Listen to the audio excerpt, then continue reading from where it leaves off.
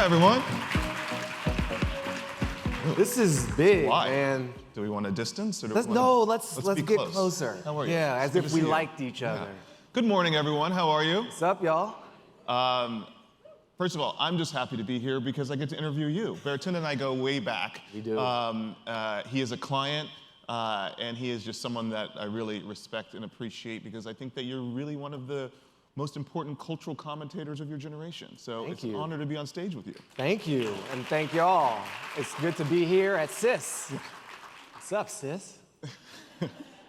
So our topic is the power of media, technology, and storytelling, which is very vast and broad and Right. a little generic. So we're going to drill down and put some meat on the bones Okay. of all of that. We know you as a writer, as a comedian, as an activist, and you've done a lot of wonderful, amazing things. And before we drill down and start talking about what those things are, I want to go back to the start, Yes.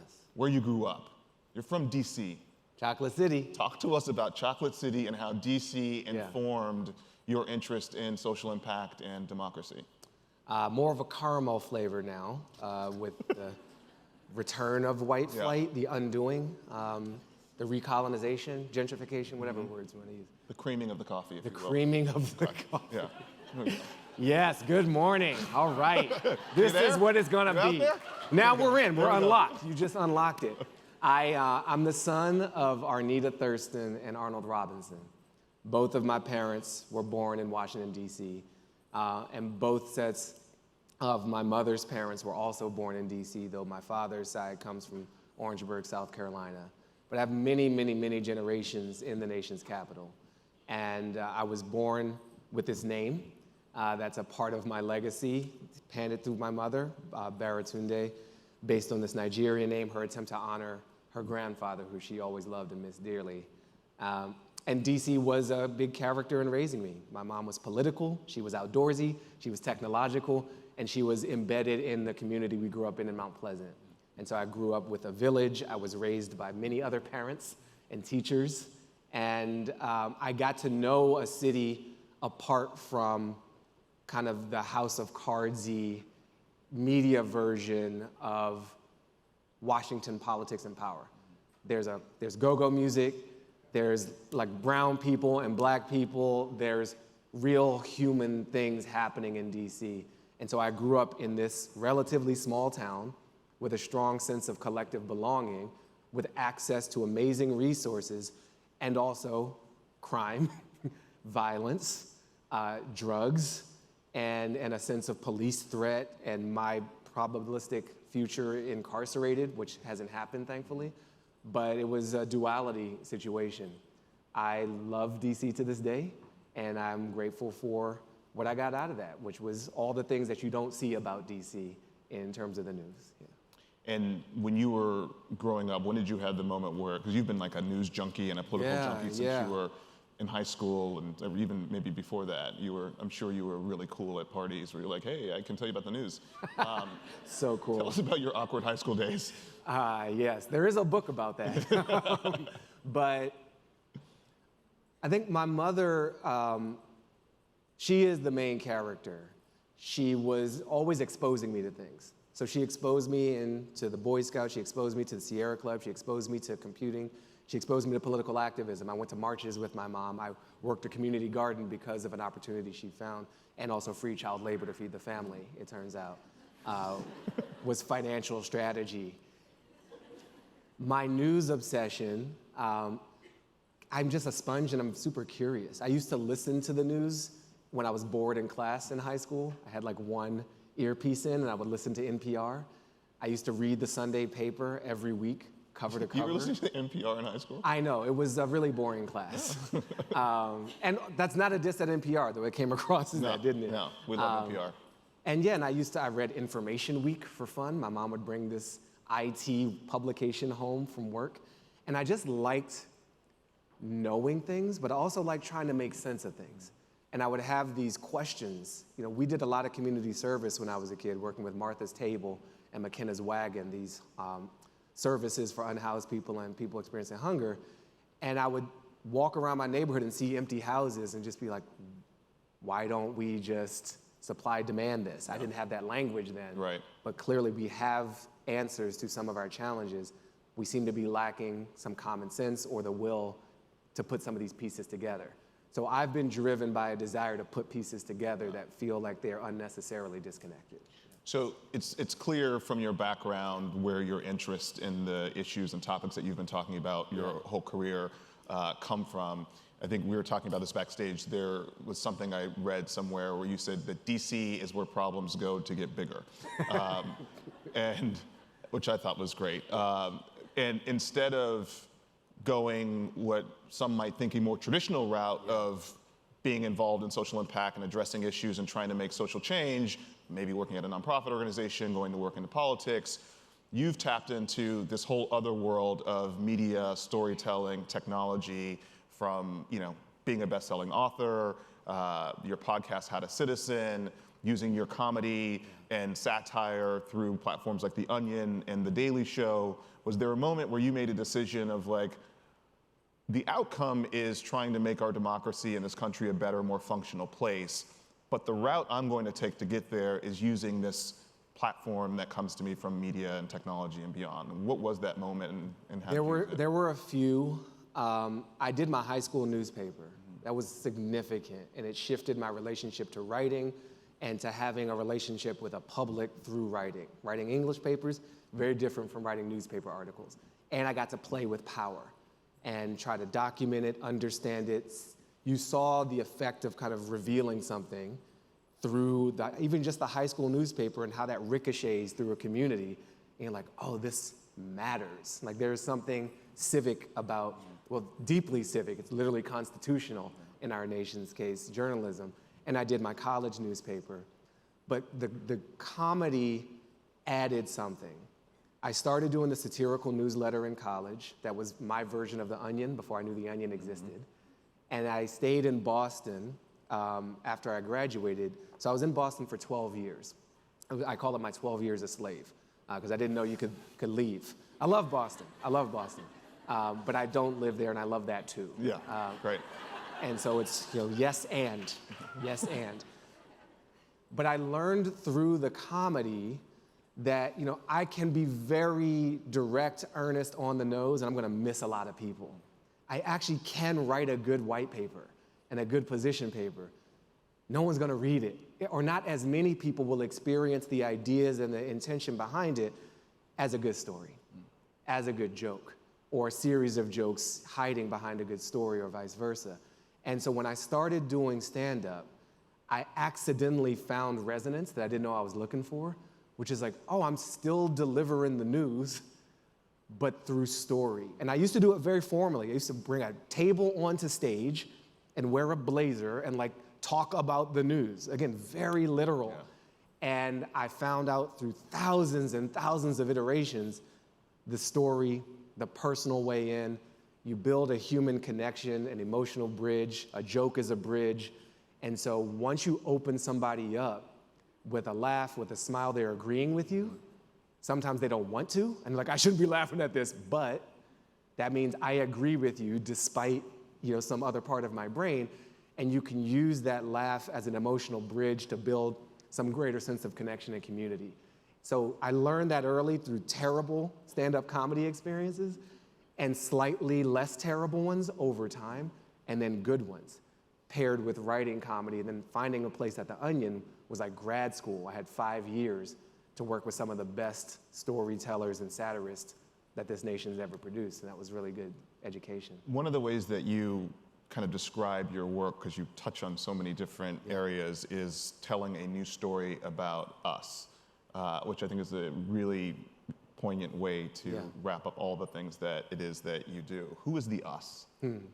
A new story of us. I was a philosophy major. I've worked in tech. I'm obsessed with race because you can't not be and be awake as a black person in the US. I care about climate because I like living on Earth. I'm selfish. I have an Earth bias. Yeah. No, it's nice here when it's not hot. It's pretty good, even with the June gloom here in LA, false advertising, Southern California. And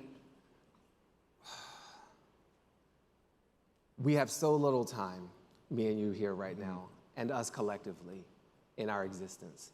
So what do we do with the time we have? I think right now what strikes me as the most important thing to say is I've just had enough moments in life, some visceral and emotional and painful, some intellectual and educational based, that says life is a story, that our experience of this reality is mostly a story, that most of us don't have a tangible, tactile, physical experience of the world. Somebody tells us stuff. I don't know the dollar or Bitcoin, turns out nobody does, but like, I don't know Lululemon or Best Buy. I don't know the Social Innovation Summit. These are ideas that we collectively buy into, and we are so compelled by their fiction that we turn them into fact.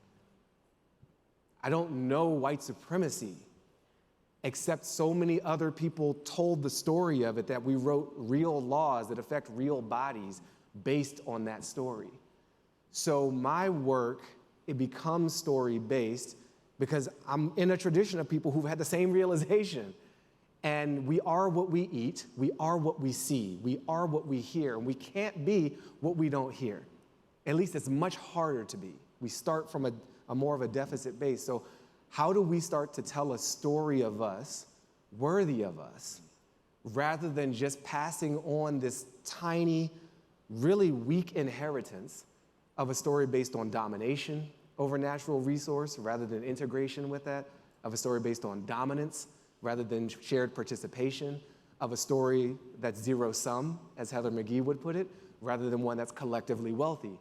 And so I'm not so naive to think, well, we just say it, we manifest it, but also maybe we do, because we manifested some dirty, dark shit too. And so if we can invent... Do you say shit at CIS? I did. Okay. I did. I reshuffled okay the letters and added a few. We can create a different story that creates a different reality. And where I do this, with America Outdoors, my PBS show about human relation to nature, with How to Citizen, where we are documenting people who are already living in a new story, where democracy is actually functioning, where people are sharing power, where people are doing deliberative democracy, or if people with felony records get their voting rights restored, or indigenous people actually do get their land back and bring their native foods back and bring species that we thought were extinct back. This is happening. So that's the story we want to live in. We just have to tell it so that we can live it. Well, that is amazing, and we're going to put a period on that because there is no follow-up needed. That's a mic drop moment. Yeah. As we're kind of winding down here, I want to shift to some rapid-fire, more current event type of questions. Okay. I think some of you may know this, some of you not, that Baratunde is the founding partner of Puck, which is a founding partner. I said A. You said the, as if that was the only one. He's a founding partner, yes. Less pressure. Of the new startup called Puck. And if you don't know about Puck, it's amazing. They cover everything from technology to entertainment and media to politics, the whole thing. Sign up for it. And you can read all of his op-eds, which are amazing, which touch on a number of topics ranging from AI to a lot of the stuff that you've heard us talk about. We're doomed. Yeah. But also we're saved. Yes, exactly. It's quite the roller coaster. Hopefully it ends safely. Okay, so there's a lot of news every day. Constant. But this morning I woke up and Chris Lick, the CEO of CNN, got fired. Yeah. Pobrecito. Yeah. Wow! Social Innovation Summit celebrating joblessness. I didn't see that one coming. Yay, unemployment? All right. Well, you know, when you gut a news brand Understood. with no vision or drive. Your feelings are valid. Yeah. So what are your thoughts on that and where CNN is now and where it can go? It's a shame what's happened at that place. There are missed opportunities. I hope that they can find a way to join people who are already telling a better story of us without so much fear, contortion, and pandering to kind of an energy source, like the fear of being outjudged by the conservatives who say you're not doing this and that. Just tell it like it is and like it can be. and get out of the way. And then I hope that they find people who are capable of just managing at that highest level. My colleague Dylan Byers has done the deepest reporting on this, so I defer to his insight on what's actually happening in there. But it also just strikes me as like, oh, maybe this particular person, regardless of ideology, just wasn't prepared for the scope and the size of what was really called for in this moment. Next question. Next question. Twitter. We were friends. Numbers. You've been active on Twitter for years. The numbers just came out. And I recruited a lot of people into Twitter. Ad sales have tanked. That's passive. Let's use the active voice. The current owner of Twitter has driven away nearly half of the advertising revenue possibility, causing it to tank, by creating an explicitly toxic environment, which has resulted in those dollars tanking. Ad sales haven't just tanked; someone tanked them. Twitter is a tragedy. Twitter is a tragedy.